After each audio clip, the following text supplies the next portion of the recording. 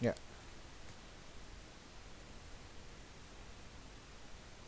Ya.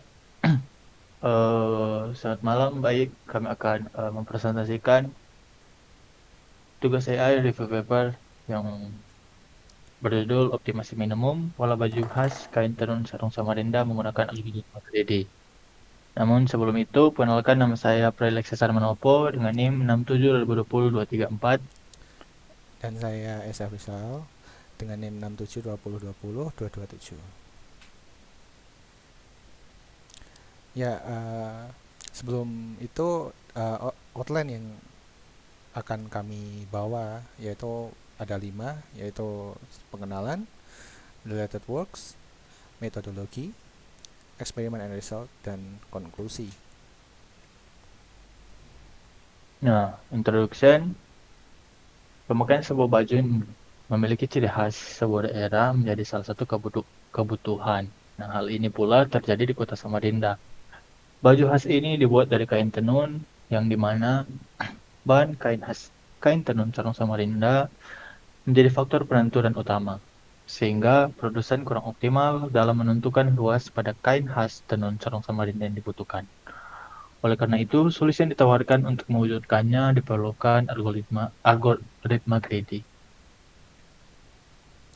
Nah, algoritma greedy adalah algoritma yang bersifat heuristik dan urutan logisnya disusun berdasarkan langkah-langkah penyelesaian masalah yang dimana disusun secara sistematis. Sehingga langkah per langkah di dalam menyusun kain khas, kain tenun, akan disesuaikan dengan pola yang diharapkan. Ya, selanjutnya algoritma greedy adalah metode yang cukup populer dalam memecahkan sebuah persoalan, khususnya optimasi. Pada dasarnya hanya ada dua macam persoalan optimasi, yaitu optimasi maksimal dan optimasi minimal. Algoritma greedy sendiri merupakan algoritma yang memecahkan masalah langkah per langkah dengan baik. Di sisi lain, sebuah algoritma greedy akan membentuk solusi langkah per langkah atau step by step dengan urutan yang pas. Pada dasarnya, terdapat banyak pilihan yang perlu dieksplorasi pada setiap penentuan langkah solusi. Lalu selanjutnya adalah metodologi. Metodologi kali ini yaitu skema umum algoritma greedy. Persoalan sebuah optimasi dalam konteks algoritma greedy disusun atas elemen-elemen sebagai berikut. Yang pertama adalah himpunan kandidat C.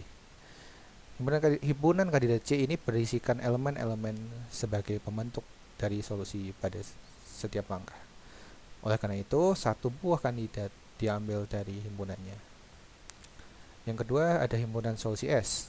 Himpunan solusi S ini berisi kandidat-kandidat yang sudah terpilih sebagai solusi dari persoalan. Dengan kata lain, himpunan solusi S merupakan himpunan-himpunan bagian dari himpunan kandidat. Lalu yang ketiga ada fungsi seleksi. Fungsi seleksi ini dapat dinyatakan sebagai dengan sebuah predikat seleksi. Hal ini merupakan fungsi pada setiap langkah karena telah memilih kandidat yang paling memungkinkan mencapai solusi optimal.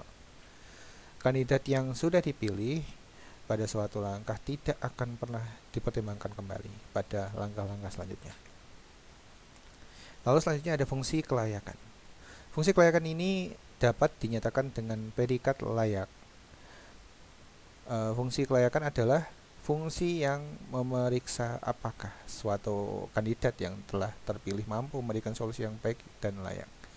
Kandidat ini akan bersama-sama dengan himpunan solusi yang telah terbentuk dan tidak menjadi kendala.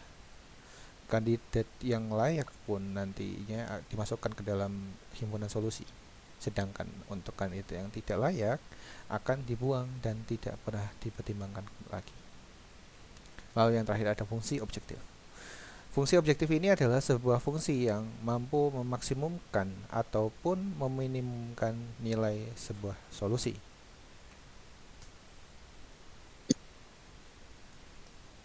Lalu ada eksperimen and result.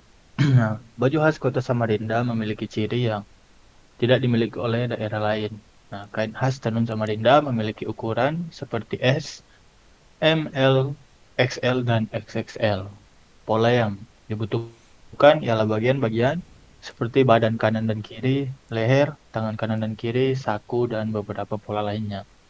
Setelah diukur, kita akan menentukan ukuran pada setiap bagian pola menggunakan algoritma greedy. Nah, pada penelitian ini, terdapat kain khas yang memiliki panjang 1,1 meter dan lebar 1,5 meter. Nah, yang akan dipasang pada pola baju kain khas dengan ukuran M karena batasan masalah yang dilakukan.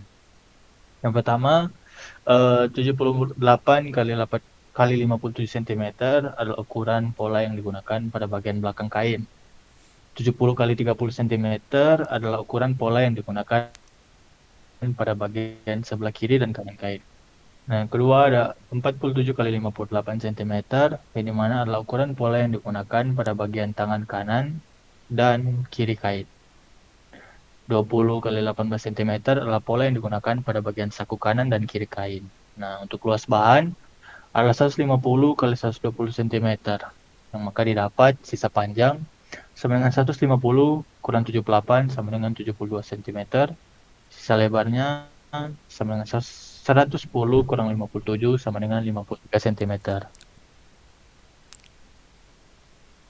Nah, untuk langkah-langkahnya, untuk sisa panjang diambil pola dengan ukuran panjang atau lebar yang paling besar dan dapat memaksimalkan sisa panjang kain yang ukurannya 72 cm.